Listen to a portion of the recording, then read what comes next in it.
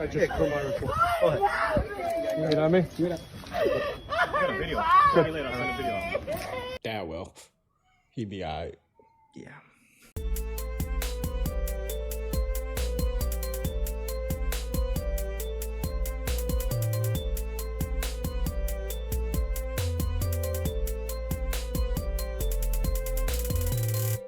Hey, what's going on, guys? It's the end of the month coming up, so that means it's time for another Recap Selects. I'm your host, Red and Blue, and with me is... Larry X.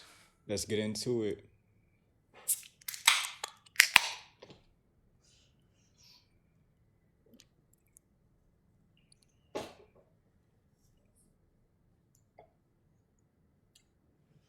So how was your beer? Actually, not that bad. Really? It's actually more in line of the type of beers I like. That's good. I always hear people talk about what's it called? Zombie Voodoo Ranger. Voodoo Ranger? Yeah, like people always talk bad about it. But No, it's not that bad. How about yours?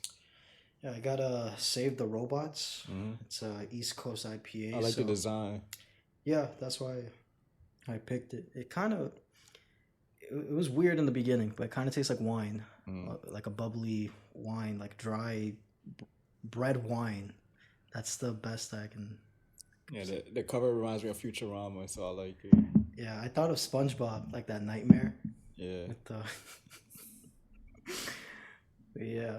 So any events this month got your attention?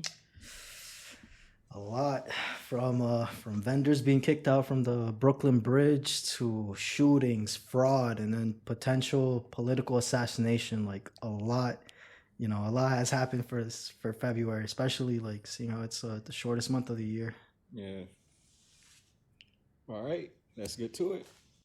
A lot of tourists and also local customers. They love vendors. They love buying from vendors. They love the souvenirs, the Statue of Liberty. Ahmed Hassan was one of the vendors selling keychains and tchotchkes on the Brooklyn Bridge, given the boot by the Adams administration, which ordered vendors off all bridges this year because of safety and overcrowding issues on the pedestrian path of the world's most famous bridge. If you go and see how many tourists buy from the vendors, you know it's very important.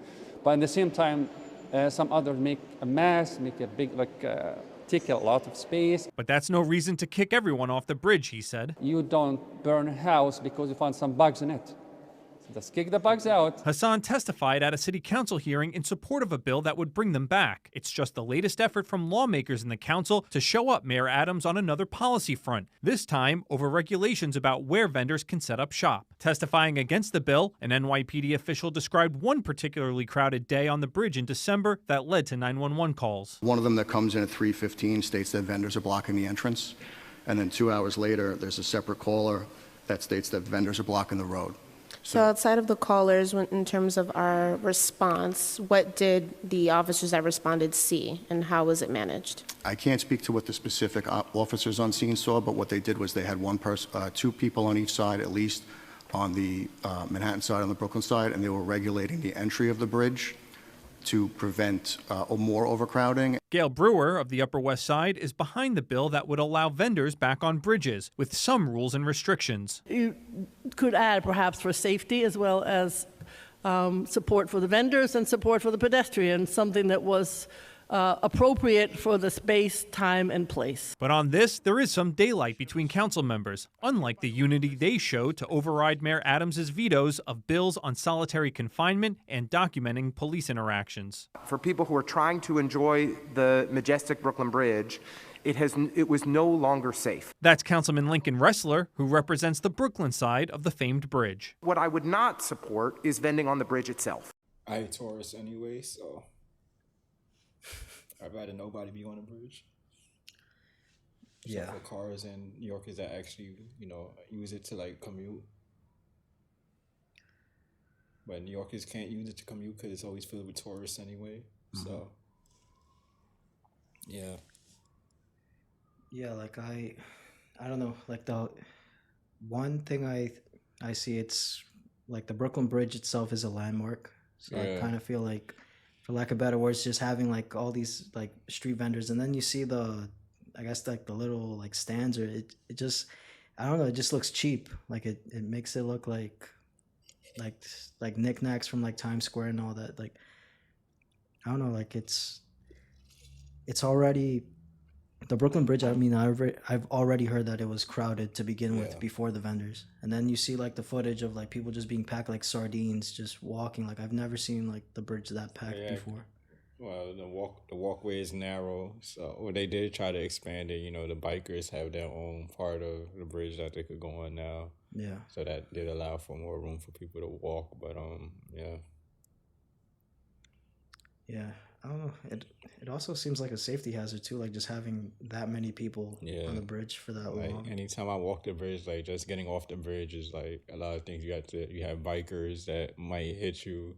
Gotta watch out for cars. Gotta watch out for the vendors blocking your way, which they do a lot. Yeah. So yeah, it's definitely a safety hazard over there. So what they should do is like have permits, like have spots that specific parts of the bridge that people could do their vending at with permits and everything, and that way they can control how many vendors are there to like make it a reasonable amount of vendors where it's still safe to walk. Like within the bridge? Yeah, if they are gonna have them within the bridge, they should at least have a more organized way in which they do it that they actually enforce. Because you could make all the rules you want, but if you don't enforce them, it doesn't matter. So yeah, I mean in general, I understand like people have to make money, but I don't think that everything should have a place for, I guess, to make money. Like. Well, I mean, that's why technically you're supposed to have a permit to sell almost anything in New York for the most part. But I don't mean like just New York. I mean specifically like the bridge. I know. The bridge being a landmark, I think well, I'm saying most of those vendors probably don't even have permits anyway, so they're probably not even supposed to really be selling. Yeah. Because you, for the most part, can't just open up shop anywhere you want in the city and just be like, this is my mall, this is my shopping center. Yeah. Like it seems it just feels cheap almost. Like it's just selling knickknacks on a landmark. I feel like there should be a space, especially seeing how, I guess, overpopulated the city seems to be. So at least have like a space where people can, enjoy the bridge, enjoy the view, enjoy the city for what it is, rather than having, vendors and stuff like that. Just, I don't know. Yeah, it just seems, for lack of better words, it just seems cheap. Yeah. Like all these knickknacks and all that. Like maybe outside of the bridge at the ends, but on the bridge itself, no. I don't. I agree. Like I said, I try to walk the bridge like in a way to commute when I used to live in downtown Brooklyn or whatever. So like it used to always annoy me that what should be like a quick 20-minute walk turns into like a 35-minute walk because I had to had to make sure I dodged everybody. And that bridge is really, and it's sad that that's what's happening to one of the biggest landmarks in the United States. So, yeah. Well, I guess we'll see what happens because I haven't seen any updates yet. So neither have I. So that was for the first week of February. And then now going into the second week, it seemed like there was a lot going on with updates about things that were happening specifically with migrants. I guess specifically about the January shooting in Times Square on the 27th. Yeah, I remember that. Yeah. So something happened in Yonkers on the second week. I got a video. I'll send a video.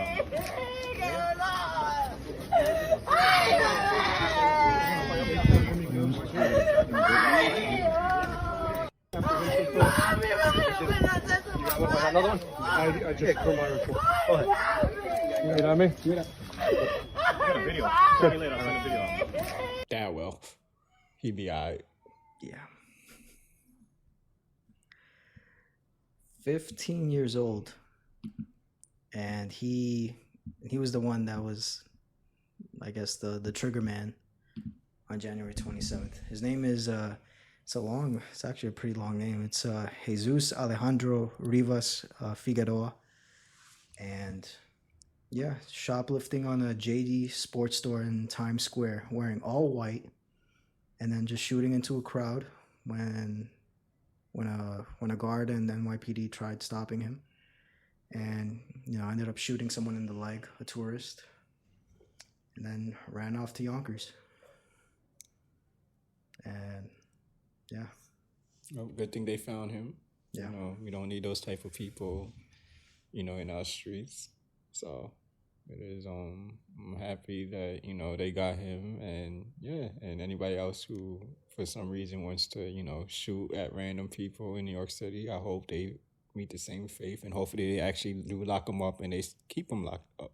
Yeah. So.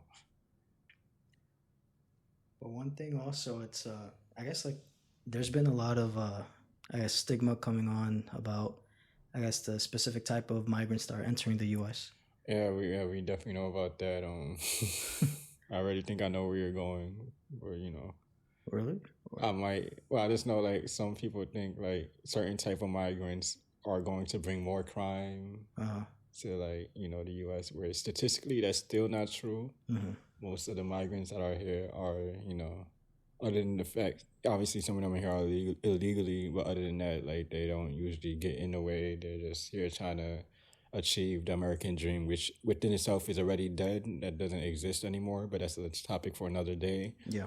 So, most of the migrants obey the laws of the country, other than being here illegally, which is, like I said, that's its own problem also. But so statistically, there is no increased risk to safety when it comes to migrants. Mm-hmm. But, the way that the media is putting their spin on the situation is making it seem like, this migrants are just coming left and right, just crossing the border and having shootouts and everything, which isn't true. But anyway.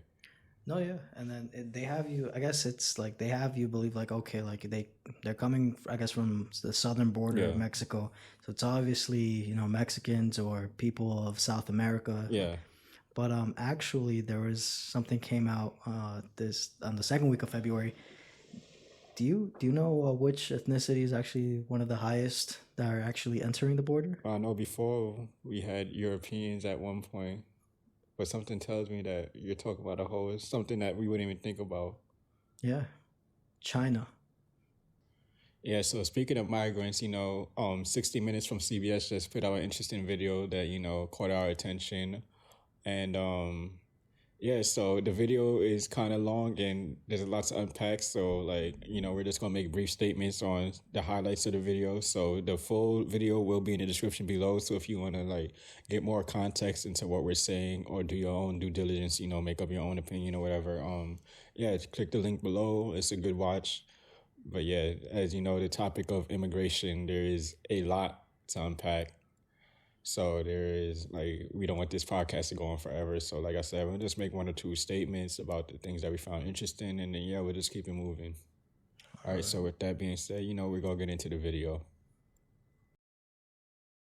The number of migrants arriving at the southern border is unprecedented. Last year, U.S. Customs and Border Protection recorded 2.5 million instances of detaining or turning away people attempting to cross into the United States from Mexico. So what's the fastest growing group among them? Chinese migrants. Yes, you heard that right, Chinese. We saw large groups, including many from the middle class, come through a 4-foot gap at the end of a border fence 60 miles east of San Diego. The illegal entryway is a new route for those hoping to live in America. Yeah, so this part of the video is going to just show you just how easy it is for them to cross the border. Just after sunrise, we saw the first group of migrants make their way from Mexico through a gap between the 30-foot steel border fence and rocks, ducking under a bit of razor wire and into the United States.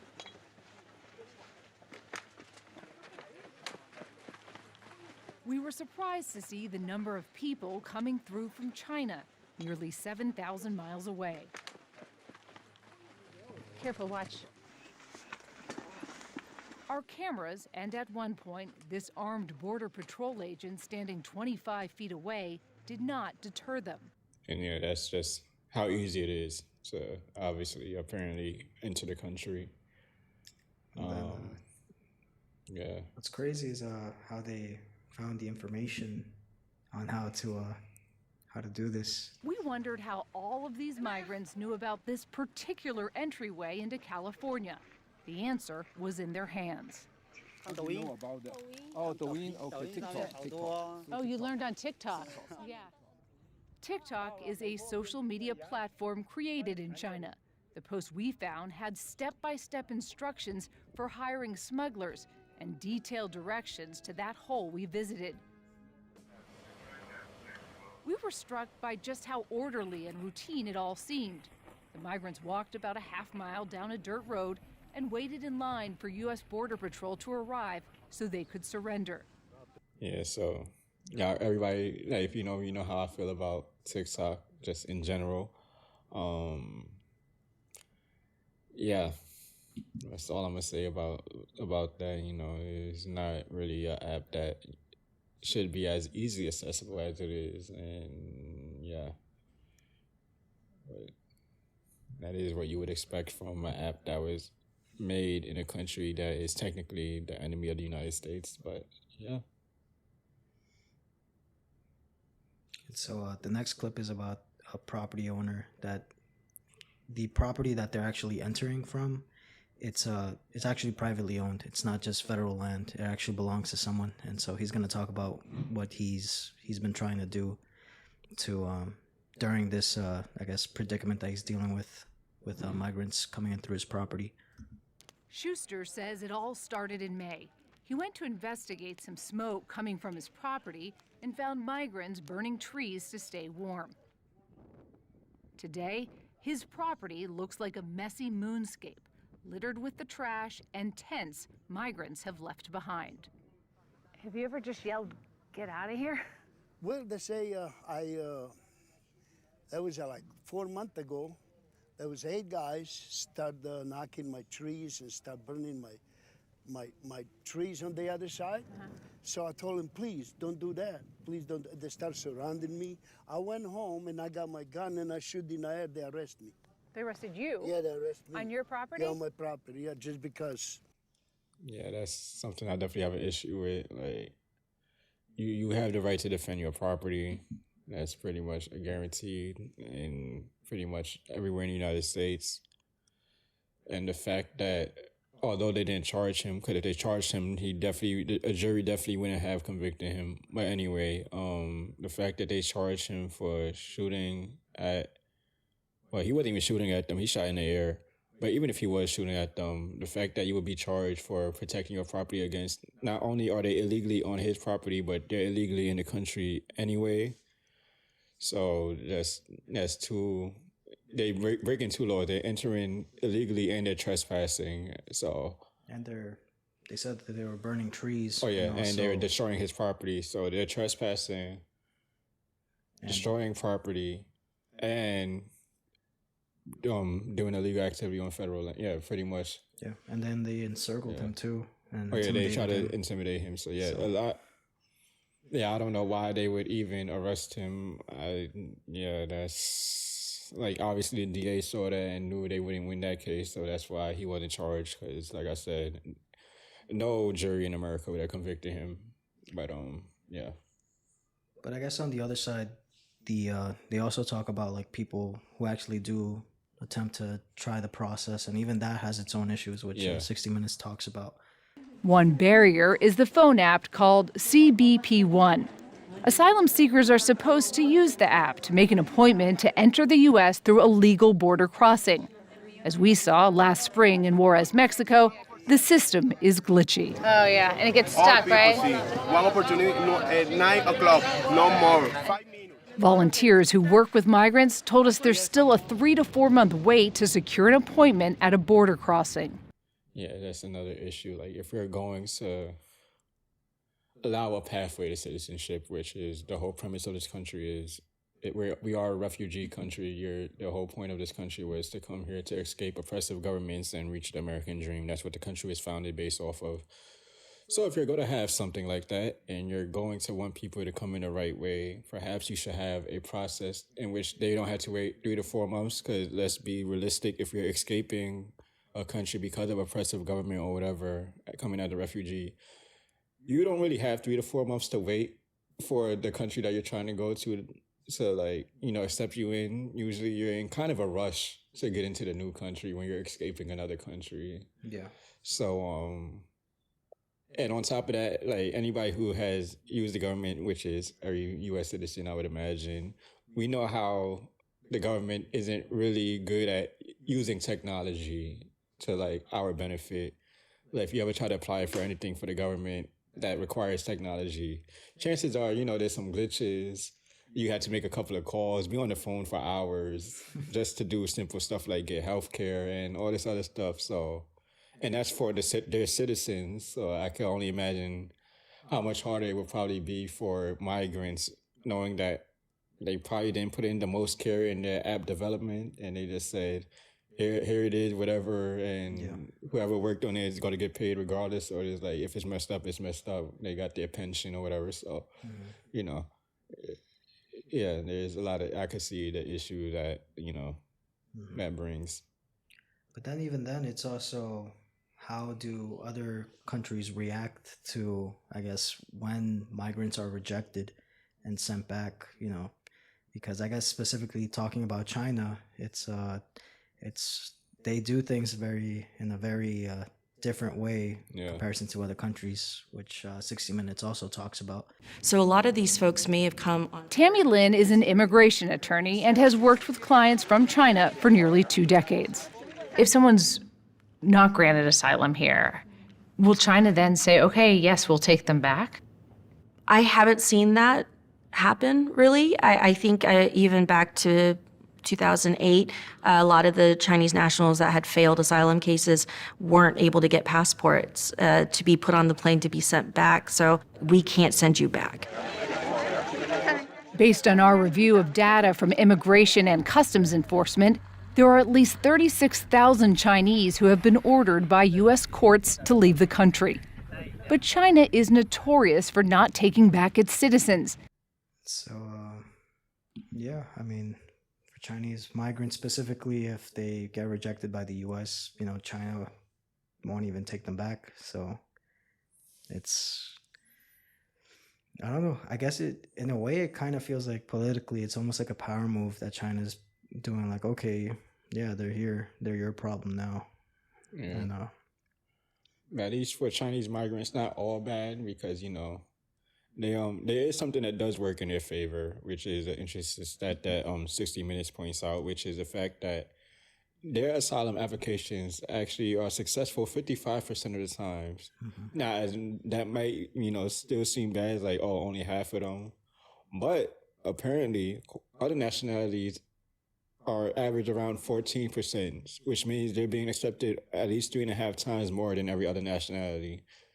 As to why that's happening, you could come to your own conclusion. Maybe it deals with the fact that, the U.S. isn't very fond of China, and less people to help their economy is more people to help our economy. So, but yeah, you could come up with your own theory for that.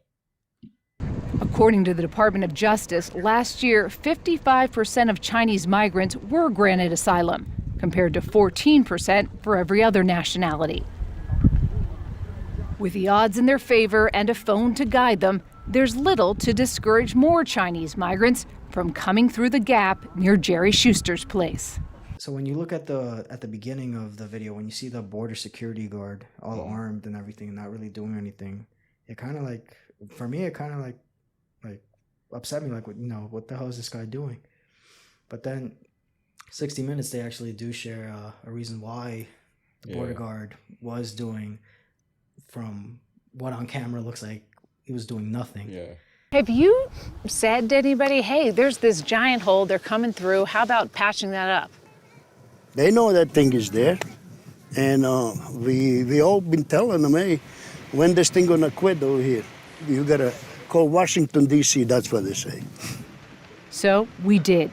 U.S. Customs and Border Protection told us their agents don't have authority to stop people from coming through gaps like this one, and can only arrest them after they've entered illegally.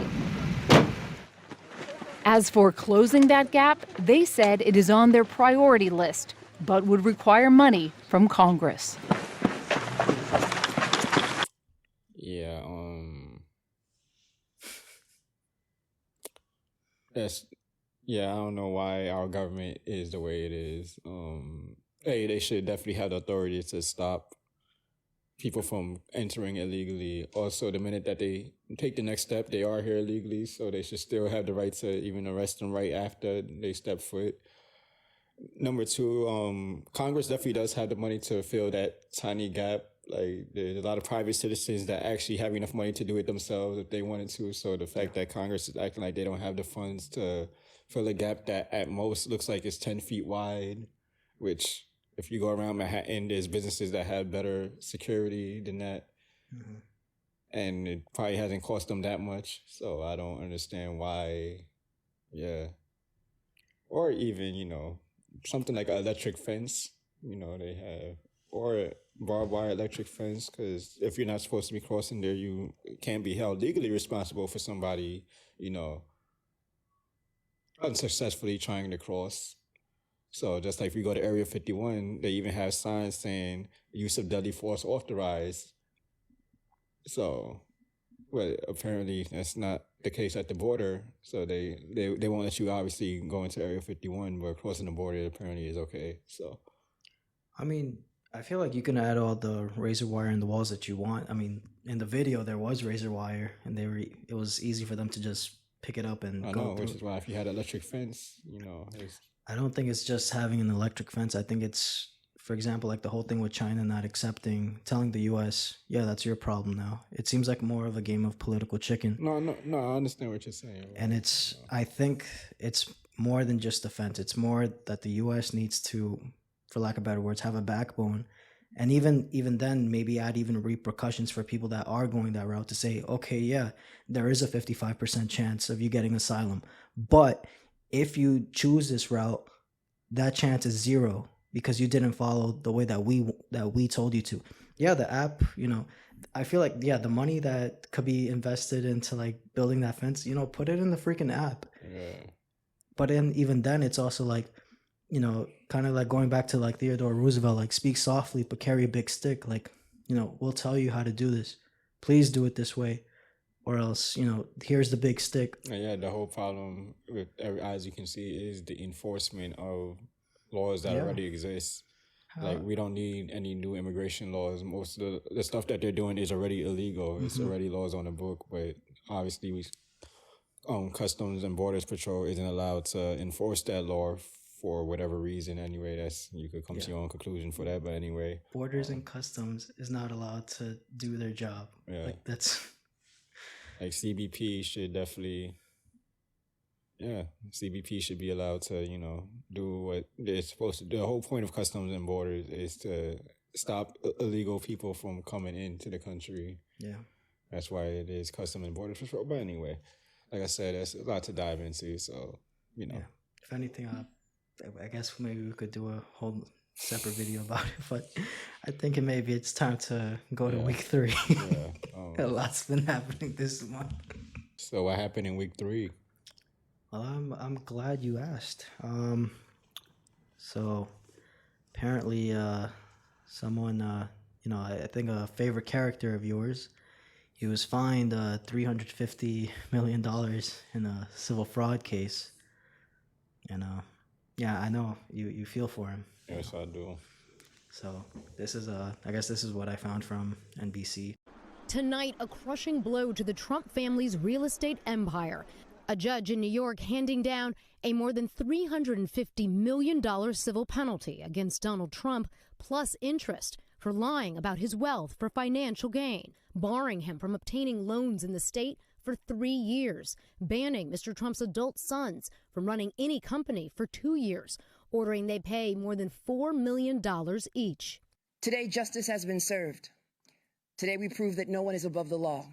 The former president tonight assailing the decision and slamming the suit brought by New York's Democratic Attorney General. These are radical left Democrats. They're lunatics, and it's election interfering. If I weren't running, none of this stuff would have ever happened. With no jury at trial, today's ruling left solely in the hands of Judge Arthur Engoron, who decided the heart of the state's fraud case months ago, finding the Trump family wrongly exaggerated the value of some of its most iconic properties on financial statements to receive better deals on bank loans. All right, so yeah, that was a video from, NBC News, and I don't think anybody should be really surprised from, this decision. I will say, however, like most businessmen and most big companies do break financial laws like every day. The thing is, like, it's not about whether or not you break financial laws, but it's about who you upset also, I think does play a role into like this situation. As you know, Trump is operating in a state where politicians don't like him that much. Well, politicians in power don't like him that much. So it's not that he broke the law. Like, the reason why they're after him is because they don't like him. Like, we already know, if you live in New York City, you already know that the businesses that, we go to every day are at some point breaking the law or whatever, But the city doesn't really come after them because as long as you don't make the wrong enemy, you're usually good when it comes to breaking financial laws, and he happens to make the wrong enemy.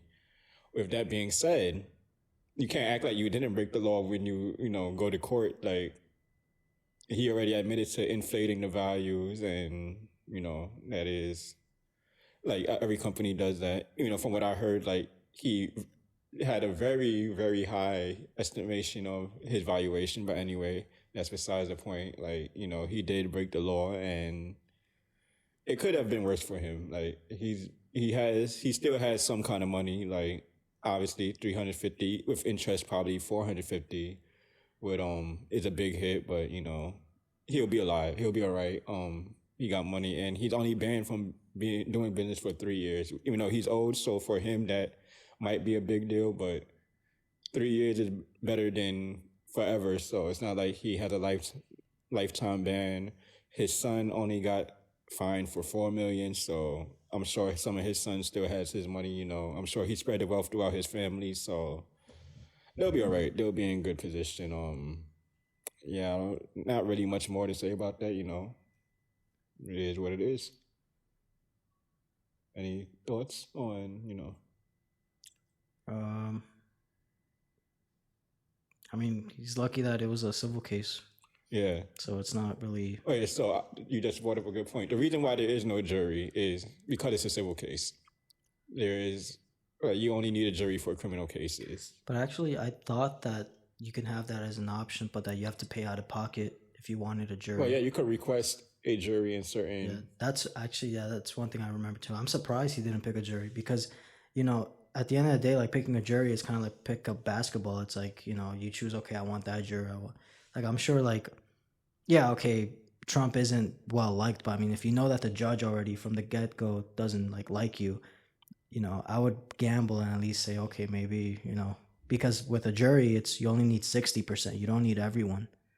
So I'm surprised that, I mean, if that was an option, I mean, I'm not sure. Yeah, neither am I, like, for this specific case. However, even if you had a jury, I think if you are, like, found guilty, like, at least in a criminal sense, like, if you don't plead and, you go to trial, they're much harsher with their sentencing. Yeah. So, like, it may have been a thing where, like, they'd be like, oh, you could go to trial, you could, like, have a jury, but, like if you don't win, the fine would be, like, you're permanently banned from New York and all that. So it may have just been, you'll take whatever you can get, minimize the blow.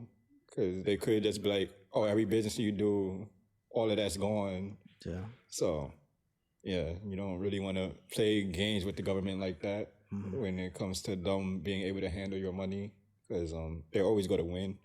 Like, yeah. I think the value of the properties that were overinflated, they were just missing, and they just had to find it, like the votes. Yeah, that was. Yeah, I think one thing I heard, he like stated his value as 10 times as much as it was worth. So yeah, you're not like, if he had did like 3 times, you could kind of be like, I hired Joe, and that's what Joe told me. But now 10 times, you know how much, at least a ballpark of how much your stuff is worth. So yeah. It's all Sleepy Joe's fault. Yeah.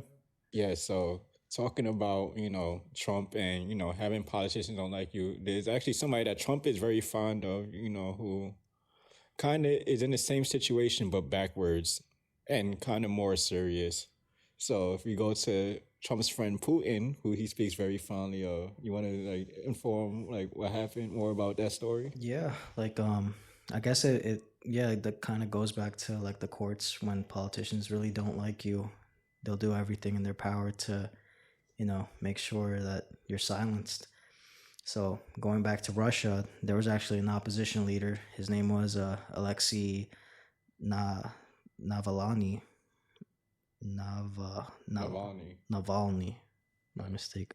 Alekei Navalny. He was an opposition leader for over 10 years. Very outspoken against Putin. He was actually, he was found dead in his prison cell, and I mean, I've heard of him. I haven't really looked into what he's done, but all I can say is that the guy, he has balls. Yeah. He was poisoned in Siberia years ago, and then he was taken by doctors to Germany to treat his poisoning, and then he has the balls to go back to Russia and say, "Yeah, I'll take my charges and go to prison." And and now he's dead. Yeah, and from what I've heard, there have been some political figures who have tried to use his death, for their own political gain. How so? There's somebody try to compare themselves to what's happening to him, that same person that we just spoke about, and yeah. So I'll look for that video, and I'll leave that video in the description below. No, this guy, he's different. I think when I look at him, it's a reminder of the privilege that we have of living in this country, of being able to things that he says, we can talk about. I think there's a video of someone, for example, de Blasio. I mean, he's not president, but someone took a selfie with him, a selfie video. He's like, "Hey, de Blasio, yeah, thanks for being a piece of shit." Hey, How's it going, man? thanks for fucking up the city. Have a nice day, bro. Yeah, asshole. We could say stuff like that. There's a lot of countries that you can't do stuff like that. And for him to just be outspoken in a country like Russia, where Putin is pretty much the head honcho, for lack of better words, this guy has balls. And I think in his dying words, I before he passed away, he talked about if not if when I die, he wants to people to continue speaking out.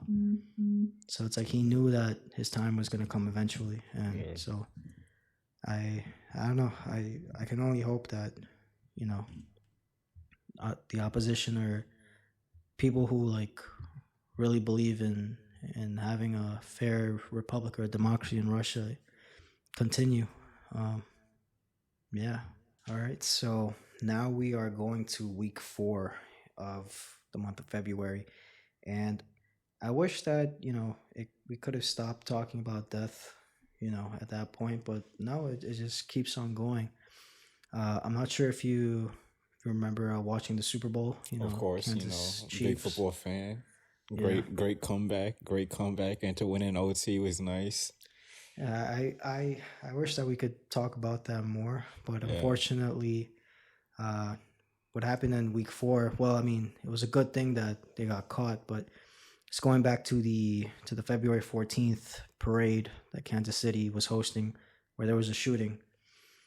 So they found 2 suspects. One was by the name of Lindell Mays, and the other was Dominic Miller. And I'm not sure if you remember about the shooting, that apparently numerous people were wounded, and then there was actually a disc jockey by the name of Lisa Lopez Galvan. May she rest in peace. She was unfortunately killed in that shooting, and it's just so stupid. Apparently, it was just an argument between them two. Yeah. Someone said, "Oh, I'm gonna get you," and then they just started firing at each other. Yeah. So I'm just happy, that at least some justice will be served. So Yeah, I don't understand why somebody would even escalate a situation from an argument to like literally taking someone's life. Is for the most part, it's usually never that serious. Just a senseless act of killing, and yeah, that is unfortunately a problem that we have in this country. So, on the topic of, I guess, unnecessary deaths, for lack of better words, it's we're going back to New York City, and so on the week that we're talking about right now was actually the 1 year anniversary of the death of Zachary Nazario. Unfortunately, he was a victim of the risks that there are when one does subway surfing. And so apparently he was riding on the J train and along the Williamsburg Bridge, and there was a low beam. It hit him in the head, and well, it killed him pretty much from subway surfing. And now apparently his mom, Norma Nazario, after a year, she's I guess she's working on advocating for not only the memory of his name, but she's also trying to she's saying that she wants to have the MTA and social media held accountable for the death of her son. Heartbroken. My holidays were awful. Starting from his passing last year to his 16th birthday. Holidays, life moments, they're all a reminder of Norma Nazario's loss.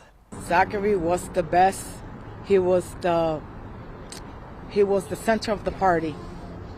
Funny, intelligent, wanted to serve and protect his country. It's been 1 year since her son Zachary Nazario left for school and never came home. Zachary was killed after subway surfing on a northbound J train on his way home. He was hit by a beam as the train crossed the Williamsburg Bridge. I still can't believe this has happened. I'm sorry. Family and friends gathered around Norma, marching across the bridge Zachary died on to remember him on Tuesday. It's not about closure, it's about keeping his name alive. His mother says social media influence led to Zachary getting on top of that train. The viral thrill popularized on apps like TikTok and Instagram. Social media and the MTA failed my son and other kids. They are going to be accountable for, and they need to do something. And I'm not going to stop until they do. What bothers me about this is a child is dead. That's the important thing about this. And, you never want anybody to suffer death, but especially somebody who didn't get the opportunity to reach their full potential and will never have the opportunity to reach their full potential. However, at some point as a parent, you have to be accountable for how you raise your child. There is no reason why your child should ever think that to hold their life at such a low value that they don't see there's anything risky about being on top of, the subway is dangerous for multiple reasons. The train itself, if it hits you, you're dead. If you fall and you connect to the third rail, you're dead.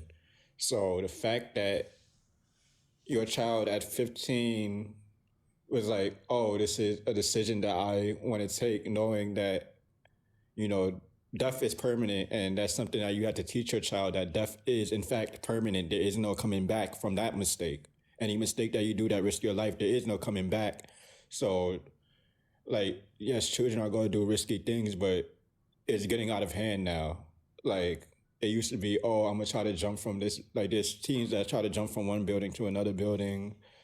And, that was when I was growing up, I was like, wow, that's crazy. But now you're going on a train that's going 35, 40 miles per hour.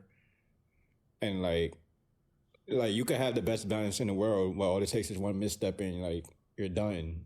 Yeah. And the fact that you would, for some reason, think that the MTA is responsible for that, the MTA shouldn't, y'all know, I shit on the MTA all the time. But it's not their responsibility for you to not have the common sense to not be on top of something dangerous.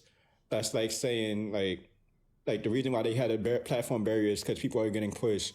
But it's not like people are voluntarily playing in the tracks, other than obviously the people that are trespassing. But that's not a thing you should really be having to prevent. Like somebody walking in the tracks and accidentally touch a third rail, that's not going to happen, because anybody with common sense knows if you're on the tracks and you fall, that might be the end of your life. Same like with an elevator, like if you're not going to open the elevator door and be like, oh, let me see if I could climb the cable and shit. You're not going to do any of that. So the same, I don't know why the MTA will be responsible for somebody taking their own risk of their life. Unfortunately, he did die, and like I said, that's tragic. You never want that to happen. But that's not the MTA's responsibility. Now, as far as it goes to like social media, last time I checked, most of these kids have phones that their parents bought. Also, like as a parent, you have the right to track your kids' activity on their phones. It's not like they're an adult and they're paying their own, but like they have possession of the phone, but it's still, as a parent, your phone. So you, like, obviously they could access stuff from their friends or whatever, but at least in the time that they're in your care, you should be doing your best to, monitor what they're doing, not be overbearing, because that creates its own issues. But like monitoring their activity and like identifying if they're doing something if they're consuming too much of bad content. Like, I don't know if you know what I'm saying, but yeah. No, yeah. Like, that's one, like, for example, like the whole thing with the bad content. Like, I know for me, for example, like when you watch one thing, whether it's on IG or TikTok, it's like the algorithm is very like proactive when it comes to that. Like you'll watch maybe something for 3 seconds, and then when you scroll, like the next couple of videos is something in relation to that. Yeah. And so I've seen like a video of like kids like subway surfing, and then all of a sudden my phone is just filled with kids, subway surfing. So I do understand that part of how like social media can play a part in exposing someone to seeing all this. Yeah. However, I also, it comes to a point where it's like, as a child, whether you're 15 or 14 or whatever, there is like that thing of like, oh, he's just a kid, she's just a kid. But it comes to a point where it's like, you, whoever you are, you have to take accountability of your own actions. You can't just feign or use for lack of better words, the excuse of being underage to not be responsible. Because, for example, like how you said, death, it doesn't give a shit how old you are. If you do something that's putting your life at risk, you're flipping the coin on your life. There is no immunity for how old you are for taking that risk. Like, I'll give a better example from where you were saying, like, better than the ones I was giving before. At 13-year-old, your child usually knows how to cross the street without dying. Mm-hmm. So that's the same thing. Your child knows if they so happen to cross the street and not look at where they're going, a car may fucking hit them and they may fucking die. So just like your child knows that when it comes to crossing the street, your child should also fucking know if they take the subway and they so happen to ride the top of a fucking subway car, they may also fucking die. That is not the MTA's fault. That is not social media's fault. Yes, social media has some of a role to play in it, but like I said, it's your child. You have the ability to control what kind of content they take in when they're under your guardianship. So the lack of accountability really annoys me when it comes to this particular case. Yeah. I think also at the same time, it's, I feel for everyone that's involved. I mean, a child is dead. A mother is grieving. I also agree that maybe where she's pointing the blame at, maybe not in the right direction. But at the same time, it's also like we shouldn't also put all the blame on her. Oh, wait, no, like I said, because at the same time, it's like, as a parent, like even me growing up, I've grown up with kids that it's like, they have great parents, but sometimes it's just the child, like they, or whoever it is, whether it's you or me, like you can, a parent or a guardian can only protect you so much. At the end of the day, there's going to be moments where you're going to have to take actions, and all actions, good or bad, they're all going to have consequences. Yeah, like I would say, like obviously none of us like followed our parents, like everything obviously we broke their rules. But at least I knew I was taking the risks that I were taking. Yeah. Like even to this day, I take risks that, I shouldn't be taking. But at least I know if I die, not to like sound fucked up, but it's my fault. If I should die taking these risks, and there's nobody else to really blame, like, it's not really the mother's fault. It is, unfortunately, the deceased. Like, he has a large portion of blame because, like I said, at 15, you should know better. Yeah, and, you know, like, as fucked up as it sounds, like, you should know better. No, and then, you know, he made the decision to subway surf, you know, especially how she's saying that it was social media that influenced him. So it wasn't, you know, someone forcing him to, like, you know, get up, or it was he made that decision and that's what happened. However, one thing I do agree on was that whole thing of how easy it was for him to do that. I think that's also a definite reflection of something that we've talked about previously, of the lack of safety that there is in the subway stations. Whether it's, for example, people being attacked by other, for example, like homeless people or stuff like that in the stations. The lack of, I guess, safety when it comes, even in the train cars, people being attacked. I think that's definitely a sign that there needs to be more security. So that's one thing I do agree with the mother about, that there needs to be more stringent security, because it seems like, yeah, with the MTA, it's like, it's kind of like a Californication of the issues. Like, you see all these issues that are happening and it's like, okay, we're going to solve the issue. New train cars. Like, no, that's not what the fuck we want. We want more security. Okay, turnstiles. No. Like,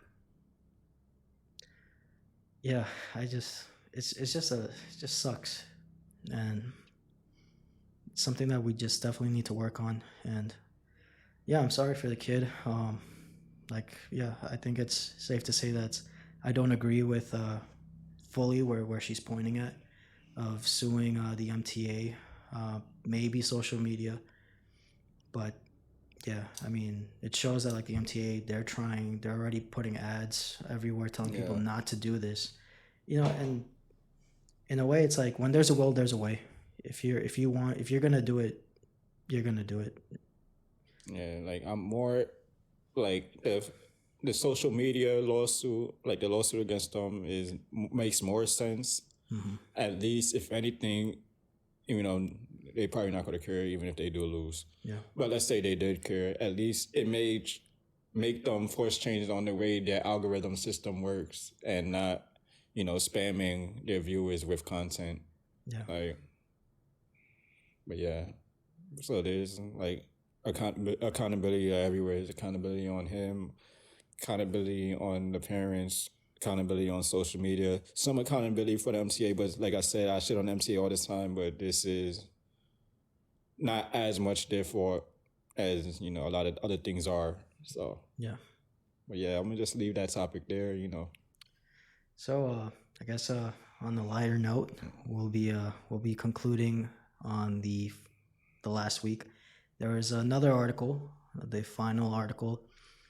The San Diego Police Department issued a warning for people to make sure that when they're crossing the street, to make sure they're watching both ways, especially people that are using the new Apple Vision Pro.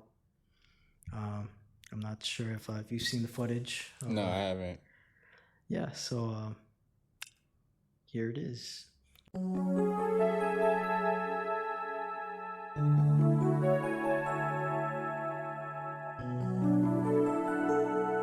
That's this is the future. It's like, I feel like how, like, the iPhone was so revolutionary, and how things are now, like, everything now is a smartphone with a touchscreen. Like, I think this might be what we're looking at for the future.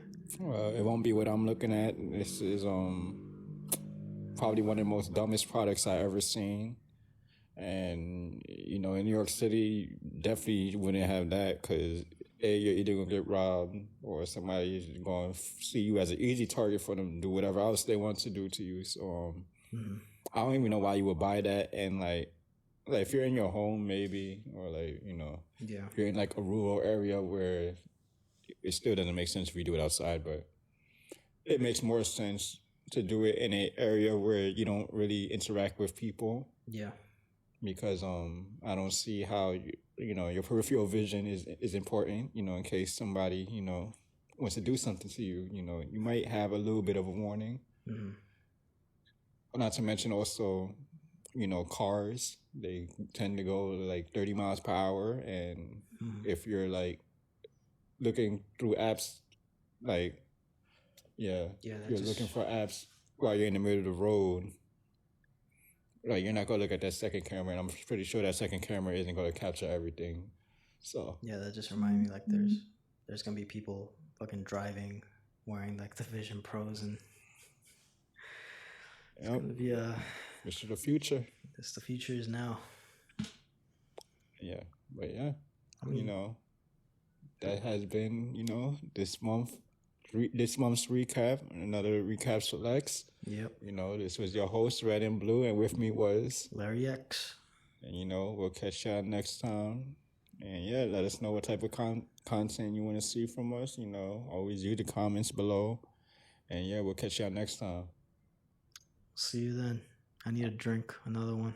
Adios. See you.